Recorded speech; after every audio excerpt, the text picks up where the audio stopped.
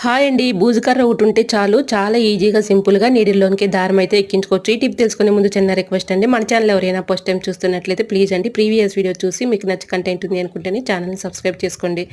First టిప్‌ని తెలుసుకుందాం. పిల్లలు ఒక్కొక్కసారి బట్టల మీద కర్రీస్ మరకలు పడేస్తూ ఉంటారు కదండీ. కర్రీ మరకలు ఈజీగా పోవాలంటే ఇలా ట్రై చేయండి.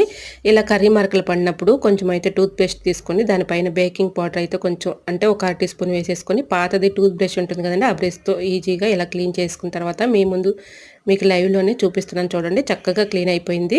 ఇలా ట్రై చేయండి. చాలా బాగా వర్క్ అవుతుంది. ఇంకా సెకండ్ టిప్‌ని తెలుసుకుందాం.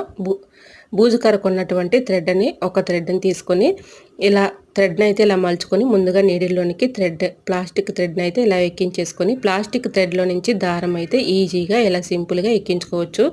చాలా ఈజీగా ఎక్కించుకోవచ్చు. సో యూజ్ అవుతుంది అనుకుంటే ట్రై చేయండి. వీడియో నచ్చితే లైక్ చేయండి. ఫుల్ వీడియో యూట్యూబ్ ఛానల్లోనే తప్పకుండా చూడండి. వీడియో నచ్చితే తప్పకుండా లైక్ చేయండి. Thanks for watching.